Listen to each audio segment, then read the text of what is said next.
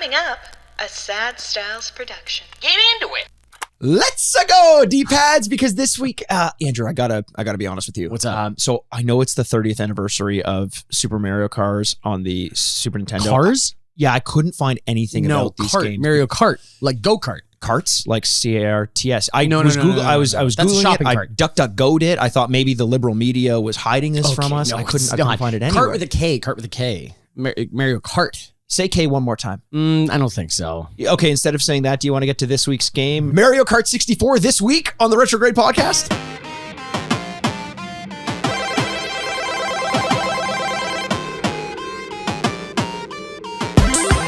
Welcome to the Retrograde Podcast where we remind you what you used to love and whether or not you still should. I'm Andrew Bascom, and with me as always is the bad boy of podcasting, Mr. Bebop himself. Mikey Andretti, Aaron Word. Very good. Yes, it's back. Gotta bring it back. Yeah, 100%. Because, Andrew, it's the 30th goddamn anniversary of Jesus. Super Mario Kart Yeah. on the Super Nintendo. But obviously, look, we're not doing that. We did that game a scant 20 episodes ago or something like that. Yeah. Like relatively recently. We can't do Super Mario Kart again, so instead we're doing Mario Kart 64 on this, your favorite video game podcast. Yeah, we've branded it as that, and you have no choice in the matter. You have no choice. If you're listening to this and you heard it, Yeah. you can't pretend that you didn't hear it. No, nice try, Philippines. We are your favorite. We're your favorite video game podcast. Speaking of the Philippines, What? I have an apology to make. Oh no, what did you do? So if you didn't listen to last week's episode, we reached the top 5 in video game podcasts on the iTunes charts in the Philippines. In the Philippines. It's a very clear distinction. But I was called out by one of our listeners. Oh, no. I did say they spoke Filipino there because I just kind of said Right. that. I wasn't sure. Right. Now, I wasn't 100% wrong, but while in 1987, the Constitution designated Filipino as the national language, it's kind of just a modernized version of a more commonly spoken language, Tagalog. Yes. Tagalog and Cebuano would be the two, I don't know if that's how you pronounce that, would be the two most common languages spoken there. So technically, Filipino is the language. Right. But it's really, that's just sort of a different definition from a language that predated the Constitution. There, And get ready for next week's correction when we tell you how to pronounce those words. Because I'm sure one of our listeners will let us know. Absolutely. Listen, speaking of our listeners, if you're new to this podcast, first of all, thanks for listening. Thank you. Secondly, typically what we do on the podcast is we take a look back at the games that we used to play when we were kids. Usually it's something we had in Affinity Awards one way or another. We rate and review the games out of 4 bits based on our memory of the game. Then we play the game, come back and rate and review the game as it stands in the modern day against the likes of modern games. Yes. I was so freaking close. You're to getting so that right. close. I honestly, one day we're going to open the champagne when you hit it perfectly. I don't know. Well, save that champagne. Yeah, Keep it's that pretty on dusty. ice. Yeah, 200 and something dusty. episodes in. This is a big one. This is the game that we would play at an arcade bar. Yes. That when we talked about doing this podcast. That's true. I personally call them barcades because I'm a man of culture and substance. Also, you're in a hurry. And You need to combine words. portmanteaus, that's Yes. it. Yes. The only thing I will fucks with is a portmanteau. Fucks with, yes. Yes. Yeah, is that a conjunction as well or no? Is that What's its function? This is conjunction junction again. We're stuck. There's no way out. Junction, you can't get out. No. This is one of those games that we used to play at this barcade, Dundas Video in Toronto. If you're ever visiting, a lovely barcade you can go take a look at. One of the key things about a lot of these barcades that you visit is they use regular consoles that, just like an N64. Yep. They've got a bunch of different cartridges. The controllers are always a fucking mess. Well, it's like going to your friend's house. Yes. And all 4 are Mad Cats controllers. All 4 are Mad Cats controllers. All 4 of them are the Yeah. one like, oh crap, is this one? Yeah, it doesn't turn left. Good, best of luck, guys. That's honestly, sometimes it takes realizing that, takes a couple rounds before you realize that you've got the controller that is always leaning to the left. Yeah, well, you give a bunch of drunk adults like a competitive behavior thing. Like the controller's going to break very quickly. Yeah. Andrew, do you want to tell the listener the rules for your favorite game, drinking and driving? Absolutely. Now, I mean, not the one you usually don't drink and on drive. weekends. Don't do that drinking and driving. But when you play video games. When you play video games. Yeah, you know what I want to do? You know what we should do, though, is get one of those really serious F1 mock-up things, get drunk and see who's the best drunk driver.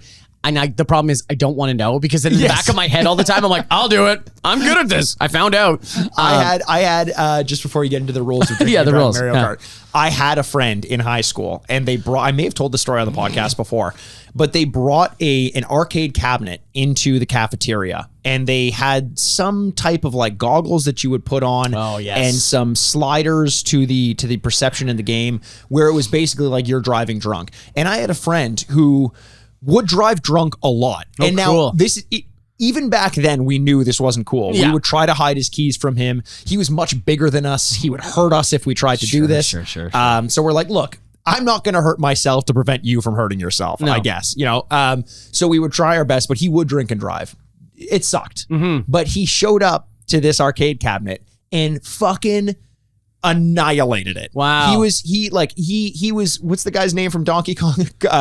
King of Kong. Yeah, King of Kong. He King of Konged it. It was great. He just showed, and they kept trying to make it more difficult for him. Nope. Really? We had a lot of experience doing it though. Maybe that was it. That was it. Yeah. That's why. Wow. So he's like, this is easy. Can I have I guess he thought he was like applying for his drinking and driving driver's license. Yeah. Just give me it now. The cops standing there like, wow, okay. Well, you got it. You game, respect, game. Like, Jesus, I guess you got it. Pops a bumper sticker on the back of his car. Free and he's pass. just like, this guy's good. This guy's good. Those goggles are crazy. Like, I don't know, whatever. So drinking, driving Mario Kart is that you have a tall can of beer, and by the end of the race, the can needs to be finished. That is the basic rules of this. Right. The only thing is you cannot be drinking and driving at the exact same time. Because that's illegal. That's illegal. Illegal in life, illegal in this game. Yes. So those are the rules. You can't be drinking, so you have to put down your controller to drink. Yes. And it needs to be finished by the end of the game. So there's strategies here. Strategies are maybe just chug the beer right as it go. Or get a huge lead as everyone is drinking, and then chug your beer at the finish line as you're rolling into the finish line. That can needs to be empty. There's a lot of strategies. Or you just kind of come and go. You're like kind of staring at the other opponent. What's your strategies? I usually take off to a big lead because everyone just starts drinking immediately because they're scared by the liquid. They're scared by They're scared by the volume. Yes. It's so voluminous. Yeah. So I kind of wait, and then kind of around after end of lap 1, I start drinking, and I kind of, if I can finish my drink, that's great, because coming in, also being in last place, coming to the second lap, you get all the good stuff. That's it. So then you can really race by people as they need to take more breaks. See, that's why I think if you put me side by side with someone who's chugging a drink, I will probably chug more than them. You're very good at chugging. So if and I'm better at chugging than I am at Mario Kart. Okay. So if everyone is chugging, I'm going to chug at the same time. I would also rather not start in first place because of that. Yes. The randomized or less randomized element. I'm going to get the lightning bolts. I'm going to get the first bombs. Blue shell. Blue. I always call them first bombs. First bombs. First bombs. Oh, okay. First Interesting. bombs. Yes. Oh. I am become death. Robert Oppenheimer. Exactly. Exactly. Yes. You said it for Oppenheimer? You know what? I am. I am too. I'll watch that. Yeah. I hope they paint him in a good light. Yeah, I can't wait to. Well, his whole like second half of his life was not great, Bob. Yeah, well, he's like pretty much going like, "Hey guys, I fucked up," and like, don't be like me. Like the whole second half, we're like, "Yeah, we'll buy thousands of them." That's all good. Yeah. It's like, no, I don't think you're listening. I'm really excited. I know I'm like not like I'm not. Because I'm not crazy about every Nolan movie, people are like, you don't like Christopher Nolan. I'm like, well, no, I like a lot of Christopher Nolan. Of course. But this is one of the ones where it feels like he just crushes, you know? I like the idea of seeing a Christopher Nolan movie where he's forced to be a little bit more grounded. You know, like Tenet was him just being like, look what I can do. And I was like, I see it, don't like it. Dunkirk. Dunkirk was great. He's amazing. Dunkirk was so good. Yeah. So I hope it's something like that. But we'll see. We'll see. So that would be more my strategy in the drinking and driving Mario Kart. By the way, if we are going to be flipping between Mario and Mario a lot in this podcast. The whole time. We understand we're wrong. Yes. But you just can't fix stupid, baby. No, it's like Filipino and Tagalog. We know that now. We know that it's now. Mario and Mario. But we're still going to make the mistakes. Still going to make the mistake all the time. All the time. Andrew, I have a question for you. And this question is surrounding the recent purchase you made of the revamped, fully realized, brand new product of Madden NFL 23. You know, they were talking about rebuilding it from the ground up, and this is going to be the best Madden in ages, right? Yeah. Right, Andrew? Oh, yeah. No, absolutely. It's the best game of all time. No, it's the exact same as it's been for years. But it is. It's somehow it's also gotten like worse, I think, too. I keep hearing that it is a step backwards for sure. Yeah, like they've tried to make the franchise mode a little bit better, which is the mode I play in. Sure. So that thank you. But the gameplay is very similar, and very oddly, all of the players are starting to look like Blitz characters. And I can't tell if that is because when Blitz came out in the late 90s and it's like, whatever, 25 years later, players look a lot different now than they did then. They do look like more like NFL Blitz characters. Right. But like, it's weird watching the game sometimes and you see them coming off, you're like, Jesus Christ, they're just like too muscular. Just weirdly muscular. Yeah. Like they look like the NFL Fox robot. Whatever the hell his name is. He has a name. It's like Luther or something like that. It would definitely be Luther. Yeah, something like that. Yeah. And so that is very odd. I think it's also like there's just weird laziness. Like I understand the rosters are 53 people. Like that's a lot of people to be, and there's thousands. That must mean there's thousands. Yeah, there must be thousands of players that you can be putting into this game. Right, because not just the NFL. Does this deal at all with the minors like the NHL franchise? Well, there is no minors in football, but yeah. So. Sorry, I meant cave divers. Cave divers, minors. Minors, yes. Pedophiles, yes. Is he, no. So you just deal with thousands of people, but there's historic players and there's free agents and whatever like that too. They only have like 10 different models for people. Like faces, body models or face models? Faces. What? So they all kind of look alike. Wait, even the superstars? So I don't know what the number is. Maybe 40 people are unique, and it's so weird just because then you go play, NBA 2K or something like that, and like everybody feels like a face scan, or they tried their best. Now, is that because there's so much more reliance on an individual look of a player in basketball because they don't have helmets? That might be it, and there's just a lot less people. Sure. Whereas also there's a huge amount of roster turnover in the NFL, and so you don't know who's going to be a person on a team for the most part. Right. There's probably like 20% flexibility of like going back and forth with people that are waived and signed and things like that. So there might be that, or it's just straight up laziness on a product that makes billions of dollars. That could be it as well. Yeah. That could be it as well. Like, it's inexcusable. I am always I know the NHL franchise gets a lot of flack, and also they announced recently Sarah Nurse and Trevor Zegras saw that sharing the cover of NHL 23. Did you see the cover though? It's terrible. It's awful. I don't understand what EA's doing with this shit, because it started with, I think it was one of the FIFA, or no, it was back in NHL like 20 when Ovechkin was back on the cover. Okay. And this was right after COVID. And I legitimately just thought that EA had to lay off all of their designers. So they just like Microsoft painted a cover. And then I saw it's the same kind of like just rectangles with a photo on a white background and like a neon green sign. Mm-hmm. That's their new aesthetic. And it looks awful to me. They've been doing it for a couple of years. Yeah. I just also love that, like, it's going to be a hockey game. They're like, great. And they're like, let's put them in shorts and runners and a sandals and socks. And I was kind of like, what the hell is this? About? Okay, well, whatever. I guess, like, could you imagine Madden, like the next year, whatever, it's Josh Allen and he's in shorts and like, and just like not even barely wearing the uniform that he like is famous for wearing. It's going to be Aaron Rodgers leaning into the microphone on the Joe Rogan podcast, just like looking at the camera. Like, can we just do this now? Aaron Rodgers edition. Yeah. Aaron Rodgers edition. Yeah. He's more tripping on ayahuasca. He's more famous for getting tattoos and speaking into microphones than he is for playing football, even though he's a back-to-back MVP. Yeah. So that's not great. They've also gotten rid of some other additions of the game. Like there was this kind of like fun, like backyard edition that was like you had 3 players to start, and it could be historic players, but you randomly draft them, and then you play against each other, and if you win, you get to take somebody else's player, and you move on to the finals. I can't remember what mode is called. They got rid of it, and I'm like, no, okay. I guess we're just back to playing football again. So whatever. There is like cool John Madden touches because John Madden's back in the game essentially to say like thank you. Because this is the Madden Edition, right? The Madden Edition, because he died in the last year, and so like there's a big like thank you coach part of it, which is really cute. Cool. And hearing his voice in the game again is so strange because you're like, oh right, he used to be the color commentator on these games. Was he not in for the past few years? Not for the last 10 years. Not since he's really retired. So what does he do? What is his voice providing in this one? You just kind of get these clips of like, it's kind of like a, I don't know, montage of like all the old games and stuff like that. Okay, so he's not full color commentary. No, just, okay. I wish they could like so cool. put together, I think he's probably recorded, it's a hologram, yeah. Well, it kind of is, but thousands of hours of him recording. They must be able to put it together. You would think so. Yeah. Yeah, these deep fakes are getting pretty good. So if you see that video of me out there where I'm just hanging around, nude, I got a cooler in my hand, and the other one's given the finger. Yeah. That's fake. That's fake. That's fake. It's a deep fake. Right. And I don't care who tells you, and I know, I get it. Right. I get it. Huh. I was filming myself this whole time. The other one was not giving the finger. It was recording my own face with my phone. And I gave my phone to a stranger, and you can see that in the video. Right. I get that. So that's real. That's also fake. Oh, that's fake. Because that was a staged performance.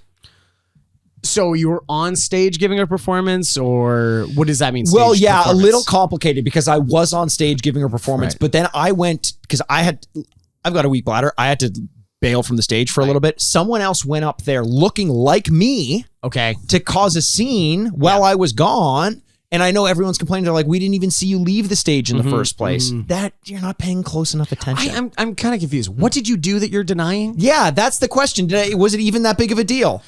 What was? What I did. What did you do? Do you think I'm going to say it on this? Yes, I'd like you to deny the thing that you said you didn't do. Okay, fine. Starts off with me saying, I am become death, destroyer of worlds. Secondly, I bring up Oppenheimer onto the stage and I say, this man is my hero. This man is one of the greatest minds I've ever known. And then the next was Werner von Braun. Brought him up too. And I was like, I don't care what he did in his past. He got us to the goddamn moon. Yeah. Okay, that doesn't sound so bad. It's not so bad. No, but you didn't do that. I didn't do any of that. No, you didn't do that. On stage. Right. But at home? Yeah. Behind closed doors where you're allowed to do these things? Yeah. 100%. I would love that if somebody came up doing a production of Hamlet and said something really incendiary and then it was like, I was acting. I was on stage. You can't get mad at me. That was the Immortal Barge. Yeah. Yeah. Take it up with Billy Shakes. Take it up with Billy Shakes. What are you going to do? He had a few thoughts about the modern world. Well, he probably would have. He probably did. He It's like a did. Nostradamus thing where we take apart his words and go like, oh, he predicted this. He predicted World War II. Don't we do that with The Simpsons as well? 1,000% we do. We. Yes. You. People, Sorry, you. Yeah. I'm sorry. Yeah, Yes. yeah. Listicles. Yes.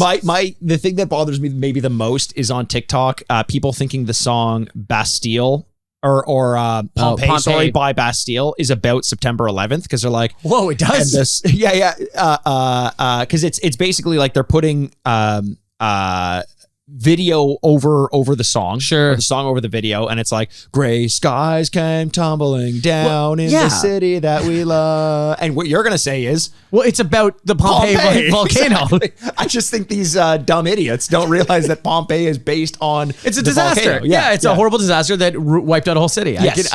We could probably do that about a few things. Exactly. Yeah.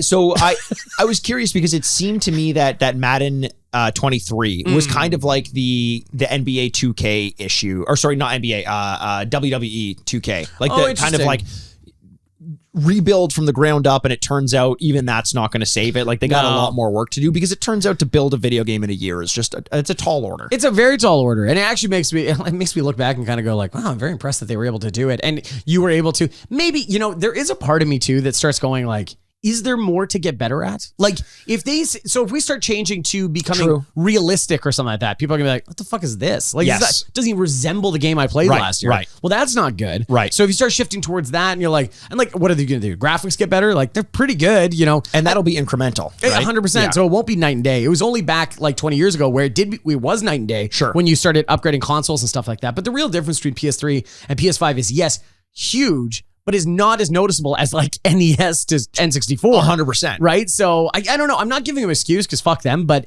I also like everybody keeps saying that EA is going to get bought like within months. So they're saying Amazon may be the one to do it, which, oh my God, I just can't imagine a positive thing coming out of that. We want Amazon entering the cloud race or the console race. Well, I saw somebody jogging. I wish I could give him credit, but it's like, Lord of the Rings show is coming out this week, or it came out, last week as you're listening to this. Right. And it's this week as we're recording it. And, there's a lot of rumors going around like they spent $500 million. Right. It's going to be almost $1 billion when everything's said and done. Is that if this doesn't work, that they're not going to be doing creative programming anymore. She's like, well, if we can't do this, then what the fuck are we doing?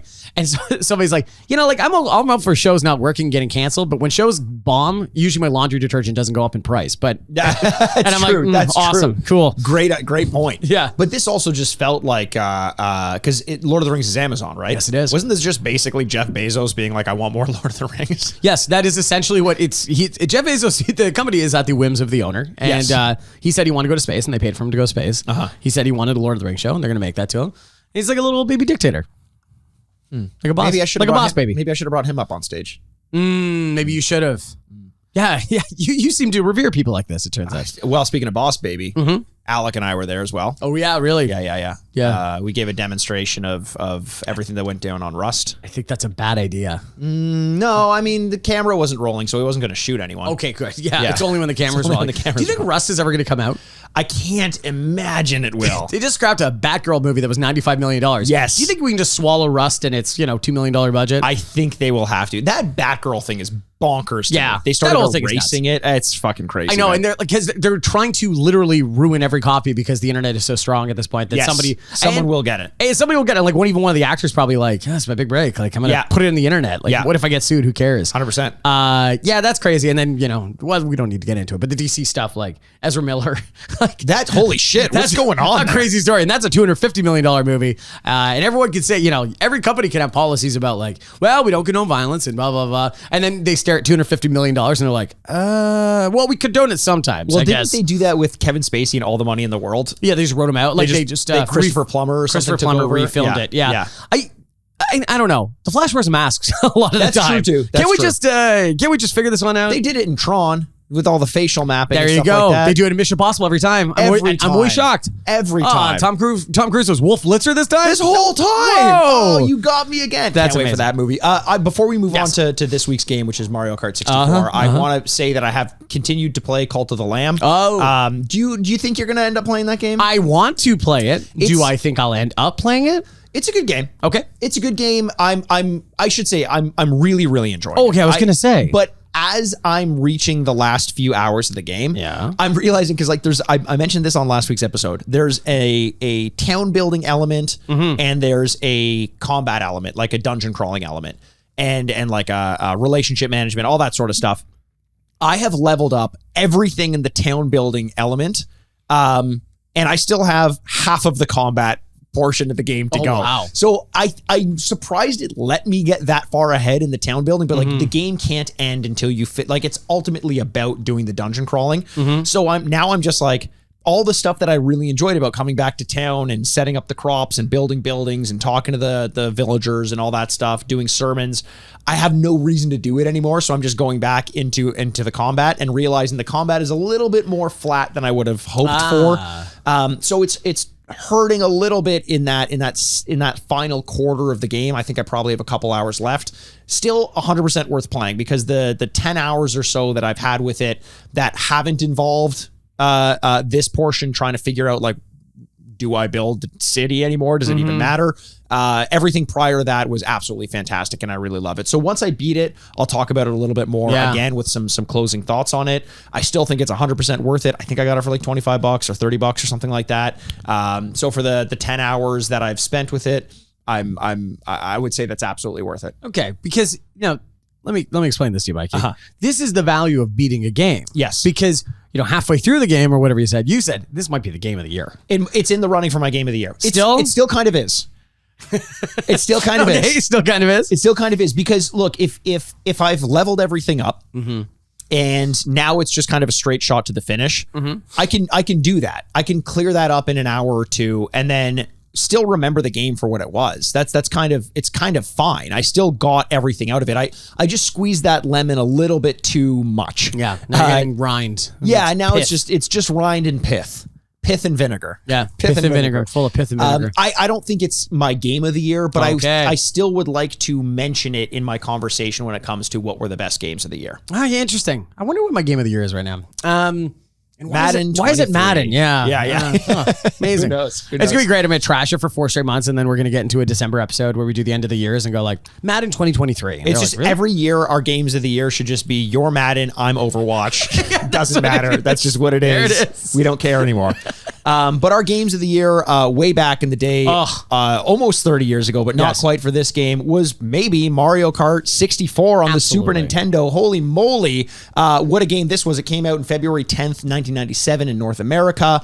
Later on the Wii, the Wii U, virtual consoles, and in 2021 it reached the Nintendo Switch Online as well. As we mentioned, 30th anniversary of Super Mario Kart. That came out August 27th, 1992 on the Super Nintendo. Not the game that we're focusing on this time around because we just played it. But yes. I'll ask you this before we get into it, Andrew. Okay, I'd love to hear it. Do you have a favorite Mario Kart game in the franchise? Well, yes, it would be this one. And yeah, because and I think it's just the raw number of hours I played it. Sure. A lot of people say Double Dash, but I didn't own a GameCube, so whatever. And I've played Double Dash a lot, and I'm like, yeah, but I don't have that weird personal relationship with the game that you're like objectively, you're like, yeah, this is good. Yes. And honestly, it's kind of weirdly like what we just talked about with Madden. We're like, incrementally things can get better. But like this is the last one that I recognize as like, oh, this is my Mario Kart. Because then after this, it all gets a little bit more complicated. You know? It definitely does. And that's good because people that like racing games, we're not one of them. We're not racing boys. We're not racing boys. Is that it's more real to life. We're like, oh, it takes an actual little bit of skill for the for the drifting and for some of the more strategical elements of the game. But when you start doing that, you lose some people in the dust. Racing metaphor, like me. Because I'm also like, well, I kind of liked it when it was just fun and I could drink and we could yell at each other and it's not perfect. So it's interesting because it feels like that's what you get out of Mario Kart. It's solely to play with other people in that context. Yeah. For that reason, I understand the appeal of Mario Kart 64. This one, in my mind, was flawless. I played the shit out of this game. Oh my God, yeah. But if I'm going to go back and play a Mario Kart game, this one is almost tough to play sometimes. Really? In the times that I've gone back to play it. Oh, wow. Just because I'm so much more used to the tighter controls. And like, I'll say this as well. Double Dash is my favorite in the franchise. I love Double Dash. I don't know why they got rid of the two-person mechanic. I really liked that. Yes. It was fun to be able to switch the items back and forth based on who was driving, different driving mechanics based on the car and the drivers.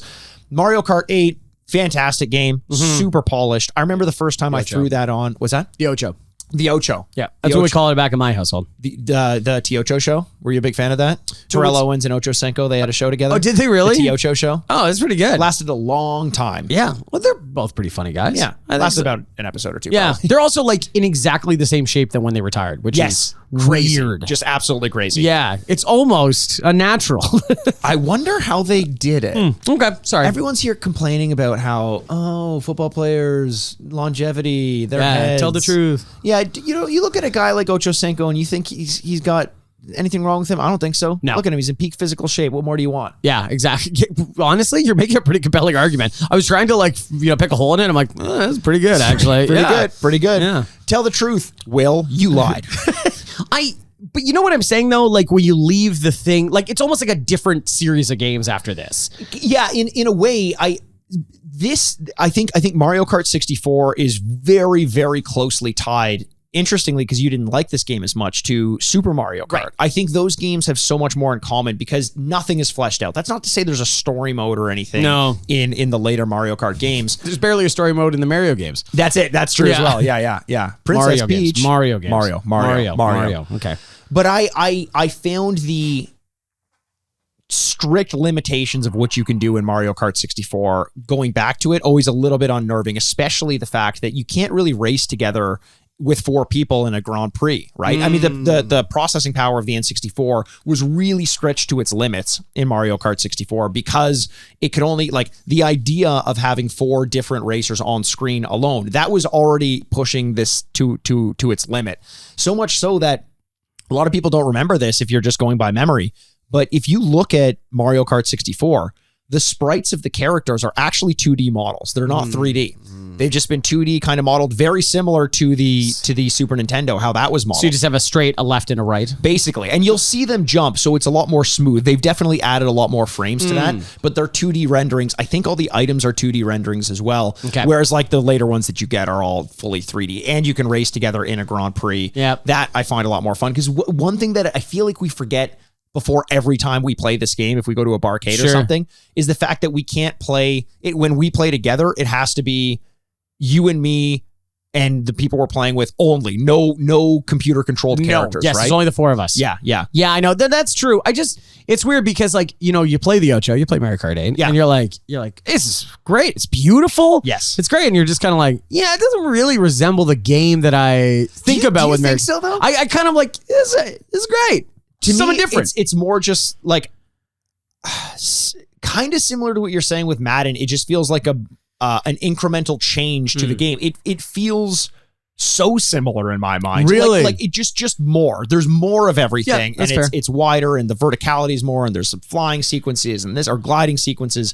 But at the core of it, I can play Super Mario Kart or Mario Kart 8 and then go back to Mario Kart 64 and be pretty competent in it. Like in my mind, and even Super Mario Kart, in my mind, that kind of means not a ton has changed apart from the veneer. Yeah. You know what item pickups do. You can judge after the first time of throwing something how to use it. The controls are relatively similar. Like picking this game up, I bet you we're never going to have to ask how you do something. We're just going to intuit it very, very quickly. Yeah, that's true. So that's the kind of thing that makes me think like this is a franchise that never needed to change that much. And I like that about it.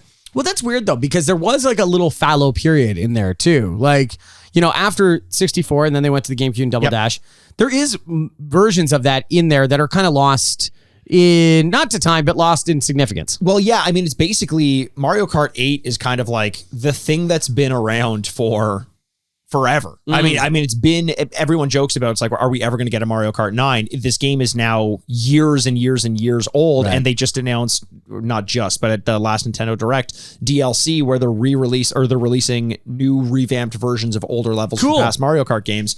And part of the fan base was like, holy shit, stop working on Mario Kart 8. That's been out since the Wii U. Why don't you start working on Mario Kart 9?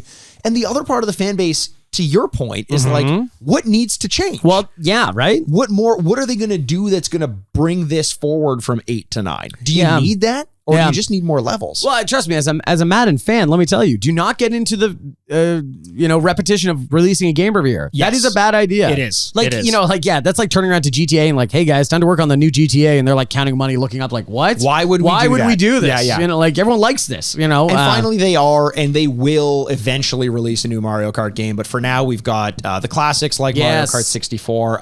It was published by Nintendo, obviously, developed by Nintendo EAD, that's Entertainment Analysis and Development. Thank you. It was formerly known as R&D number 4. In 1989, it was turned to EAD. Now, are you familiar with the story of like the Nintendo R&D teams? No. It's a jumbled mess, but to pick it apart the best I can and as quickly as I can. Essentially, when Nintendo, back when they were still making they were focusing more on toys and cards and things like that, they wanted to get into video games. They created a creative department which would focus solely on games, and they eventually separated that department into 3 groups: R&D 1, 2, and 3. After Donkey Kong was made, they made R&D 4 that was essentially headed up by Shigeru Miyamoto, and that was going to focus primarily on console games. And Gunpei Yokoi, nice, grandfather of the Game Boy, was running essentially R&D 1. So there's a lot of famous games that came out of that. They had to shift from arcade to handheld because the arcades were kind of dying. So R&D 4, which was the last one to kind of join the mix, focusing on consoles, became the new big one, whereas R&D 1 was kind of focused more on the handheld consoles and things like that. You know what came after R&D 4? What came? Mambo number 5. Oh, Andrew. Yep. Little bit of Miyamoto by my side. Very good. Yes, absolutely. R&D number 4, they made games. The first major game that they made solely on their own was Super Mario Bros. Okay. And then the following year, good job by them, Legend of Zelda. Okay. They also made games like F-Zero, Pilot Wings, Super Mario Kart, Yoshi's Island, 1080, Ocarina of Time, Luigi's Mansion, Pikmin, Animal Crossing, and of course, Nintendogs. Oh, wow. So that's who I got to take it up with. That's who you got to take it up with. Yeah, exactly. I actually had Nintendogs, by the way. That does not shock me at all. Why does that not shock you, Andrew? Yeah, because you're littered with some very interesting purchases in your life. What do you think my most interesting purchase would be? Apart from Nintendogs. Yeah. Oh, sorry. I can't say Nintendogs? You can't say Nintendogs. Okay, sorry. Thanks for clarifying. Did you ever buy that cardboard thing we're obsessed with? The Labo? Yeah, the Labo. I want to clear the air here, because every time we talk about a weird purchase, you're like, you were obsessed with it. You were really excited. I was excited that they were making it. I was never going to buy it. I was just like, the idea, the Labo, if you're any normal human being who doesn't know what that is. Yes. They announced it as essentially like an add-on to the Switch, and they were little cardboard peripherals that you would use to augment the game. There was like you would build them as well. There was like a piano. I think there was like a fishing rod, fishing rod, a backpack or something. There were a bunch of different things. Just don't get them wet. Just don't get them wet. And I just thought the idea of like when I was a kid, I literally remember having a giant cardboard box, cutting a hole in it and sitting in it, drawing like a cockpit and playing Star Fox. Okay. Like sitting in and playing Star Fox. The idea of using cardboard boxes for play, I love that. I love that Nintendo went for it. It was really cool. Did it work? You be the judge of that. Yeah, we're waiting for Labo 2, so that I think we're that is going to definitely be waiting for Labo 2 or some more additions there. So this game was directed by Hideki Kono and produced by Shigeru Miyamoto, so we had a big hand in it. The gameplay, I mean, do we even need to go over it? It's very similar to most ones, but here's a question. I want to quiz you on this, Andrew. Please. 8 characters in the game. I won't make you guess how many, but I'm going to make you try to rattle off which characters are in this game. Okay. I think I can get pretty close here. Okay. Mario. Let me check. How do you spell that? Mayrio. Oh, sorry, Yeah, that's how I wrote it down. Okay, and then Mario is also in it. Yeah. Okay, so Mario, Luigi, Yes. Princess Peach, Yes. DK, Yes. Bowser, Yes. Toad. Yes. Now I start to think. You're missing the 2 best characters. I'm missing the 2 best characters. Oh, Wario. Mhm. So that's 7. So I'm missing the last character, and it's the best character. Weirdly- Yoshi. Yes, exactly. Oh my God, Weirdly, yeah. Also, that when I was seeing if I could do it when I was writing up the notes, and weirdly also the character that I didn't have written down. I was like, is it Boo? And then I look back and I'm like, I didn't write down Yoshi. He's almost just such a given. He's also directly over your shoulder. I like on your other shoulder. I was like, oh my God, I'm staring at him. Oh God, I could have figured out most of it by looking behind your head. That's true, actually. Yeah, if you're not watching over on YouTube, first of all, go join the channel. Yeah, it's what are fun. you doing? You can look at our weird little faces as we discuss these Speak games. for yourself. Yeah, I've got little stickers of Mario and Yes. and Yoshi on there. Who is your character, Andrew? Who do you like to play as? It's insane. I'm a Toad man myself. It's an insane thing to say. But yet, if you are a fan of this game and played more than 3 times, Yes. you have an answer to this question. You have to. You go like, well, who's your main? Yes, who's your main? Who's your main? You're like, I'm a Luigi guy myself. Yeah. Okay, no one says that. Do you think anyone unironically mains Luigi?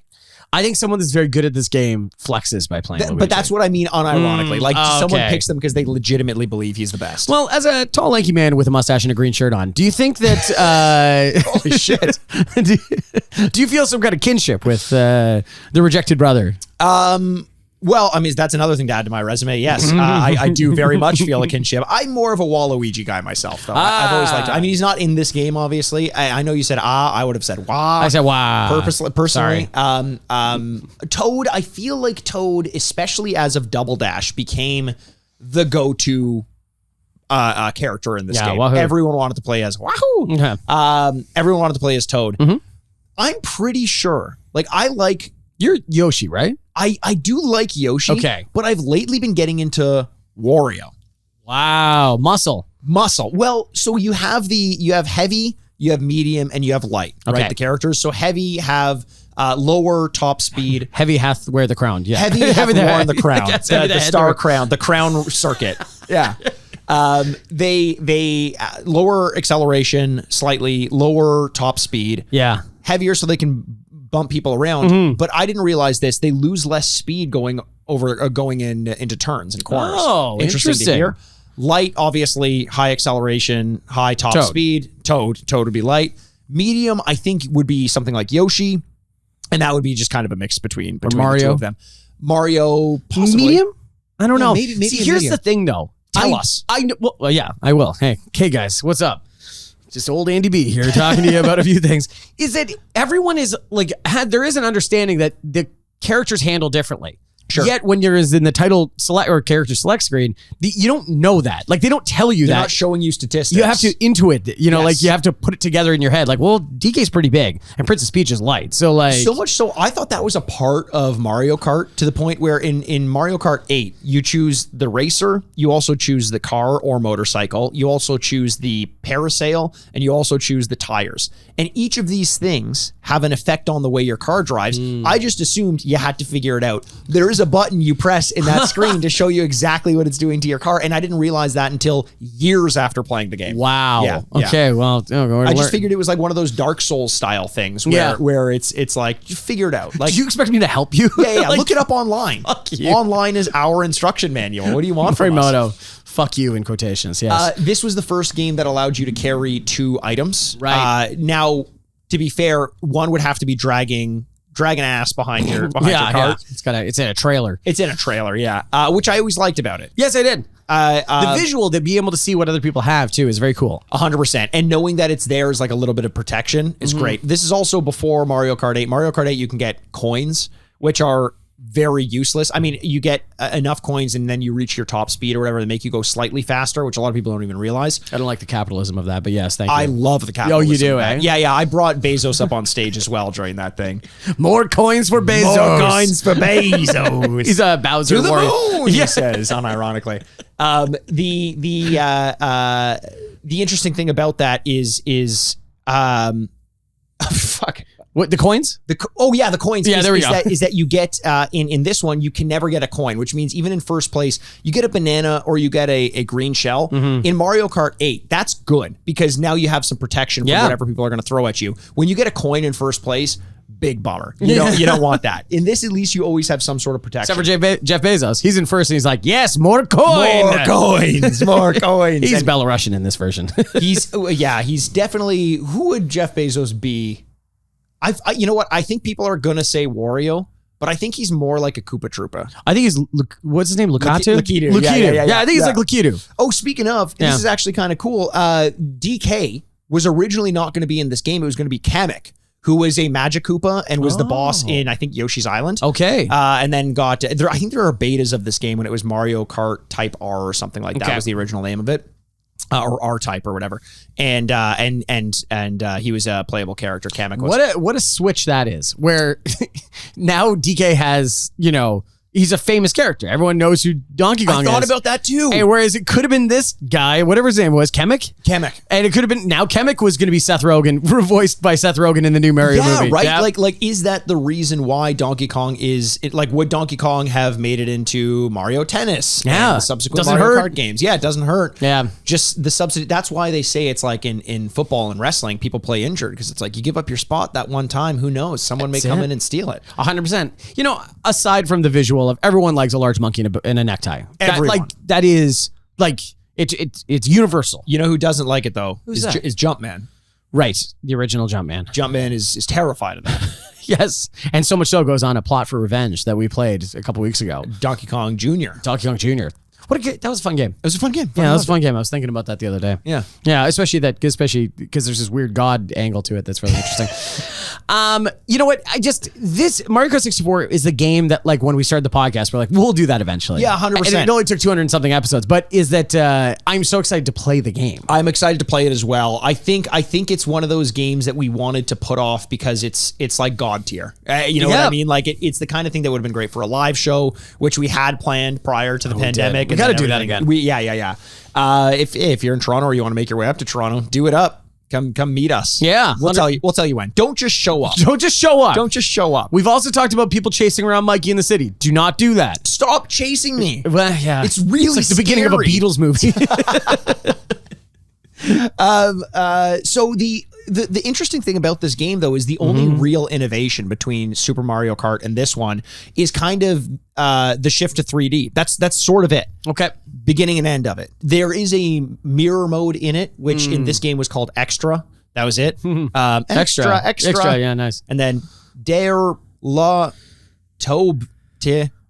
Wow. Was that read all about it? Backwards. Nice. Very good. Yeah. My brain doesn't work like that.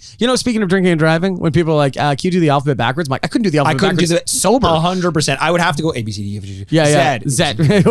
Why?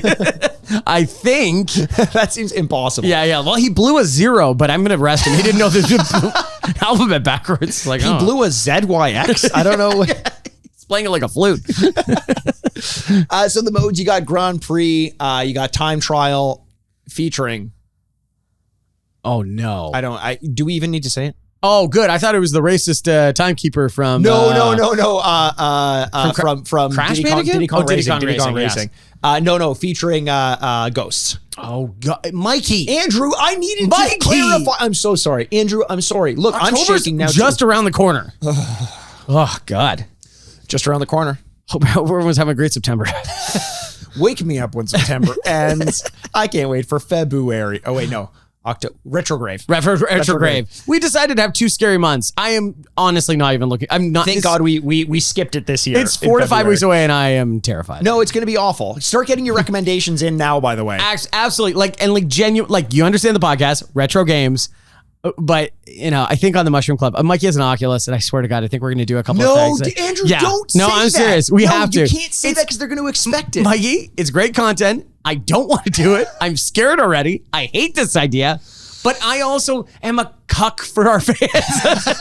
And people want it, and I will give it. Does this dancing work for you? Does this dance? I'm terrified. It's going to suck, and we're going to do it. I love the idea. I'm like, I don't have an Oculus. You're like, it's right there. I just grab it, smash it on the camera. I'm like, I don't have an Oculus anymore. God. Yeah. So, get your recommendations in now. It's going to be awful. It is going to be terrible. Just a quick tidbits of this game. Yes. Originally planned as a launch title for the N64, but RD4, they were a little busy working on Mario 64 and Ocarina of Time at the same time. So they had a lot of good games that they were working on. I just love an executive bursting out of office like, hey, where are we at with that Mario Kart? And just looking up with the bags all the way down to their jawline. They're like, what? One at a time. Our money stacks are dwindling. It's like, yes, exactly. Speaking of money stacks, in the first 3 months of this game in 1997, its release, it was the best-selling console game at 850,000 units. By 2007, it had sold 5.5 million copies in the US, 2.24 million in Japan. Worldwide, a total of 9.87 million, making it the second highest N64, highest selling N64 game of all time. Really? Yeah. Oh, wow. Huh. Does that surprise you? I don't know. It's like the kart racing games are so general. Yes. That I think it appeals to the most amount of people, but I'm surprised that's not Mario 64. Oh, maybe because it came with the console? I don't know. This is the second highest, so it could be. Okay. Actually, we could look it up. Yeah. If look it up, Mikey. Look it up. We'll look it up and okay, so here you go. So Super Mario 64 at 11.9 million, Mario Kart 64 at 9.87, GoldenEye 007 at 8, and Legend of Zelda Ocarina of Time at 7.6. I'm surprised GoldenEye beat Zelda, but then again, you think about GoldenEye and you think about the N64, you think about GoldenEye. I think it doesn't surprise me that GoldenEye beat. It's amazing though that a movie tie-in is the third highest selling, over an original character that everyone has such affection for. Well, especially because here's the thing. You got, in terms of developers, you've got Nintendo, Rare as number 3 with GoldenEye. Yeah. Nintendo, HAL, which is a subsect of Nintendo. Yep. Nintendo, and then Rare, Nintendo, Rare, wow. Nintendo. Yeah, so it's actually interesting. Star Wars Episode 1 Racer was the 13th highest selling game on the N64.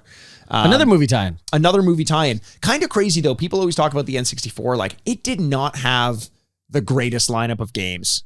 Well, I feel like this is like the SNL thing all the time, where it's like, well, SNL's not as good as it used to be, and you're like, the favorite version of SNL was the one you grew up as a kid. Yes, and I think it's the same thing with the N64. It's like that was one of our first big consoles, right? That felt like it was like an adult or moving up a little bit. For sure. So we have such an affection for it, where you actually look back and you're like, wasn't that good? And somebody that's 35 is going to be like, what are you talking about? It was the best. I think it was also very Nintendo heavy because it was so far away, far ahead of a lot of the other consoles out there, and a technology that was very different from something like the PlayStation. Yeah. So it was Nintendo. Third-party games, I think, had some issues developing games for them. Kind of like the GameCube later down the line, and continues with the Switch. No issues with the Wii U. Everyone was developing games for that. It was the best of all time. Yeah.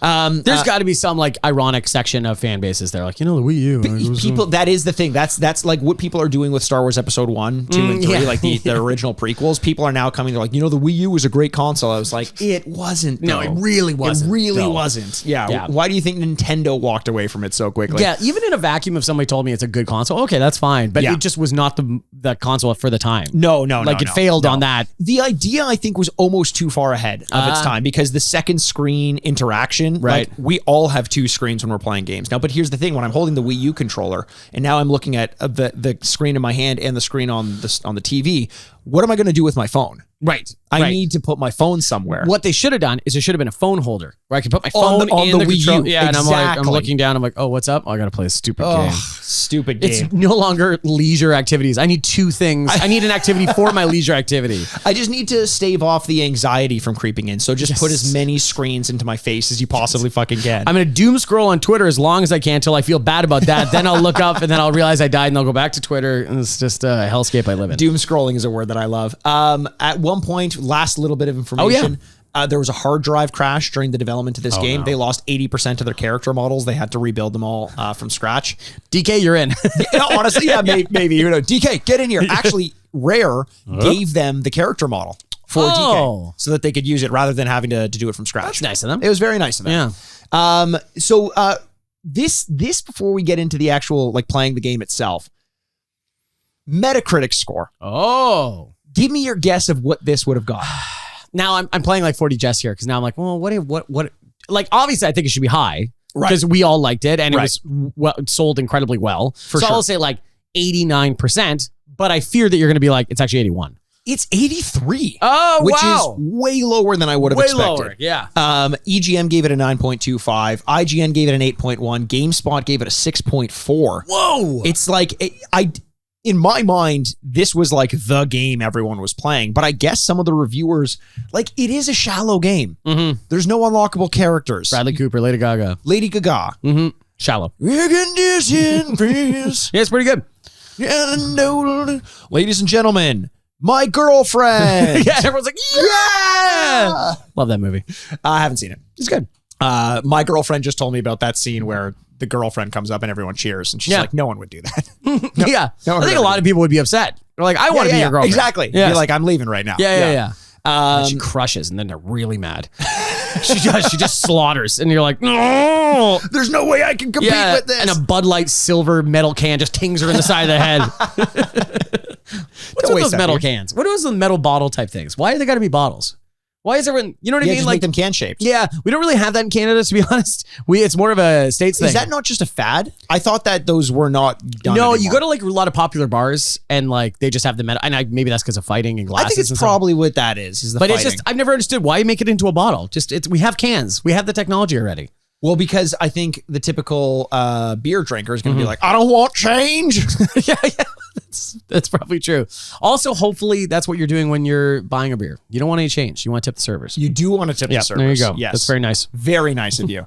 So, Andrew, let's get into this because it's been a while, actually, since we played a game on this podcast. But I knew you were going to do it. We were looking each other in the eyes. It was a game of chicken. Are we going to move past it? Or are we going to say, it's been a while? I was like, there's no way. If I don't say it, I'm like, there's no way he's going to say it. And it looked like it bubbled up like you vomited it. I had like a little smile on my face, like a little child that's like, what did you do? What did you do? And they're smiling like, oh God, you did something.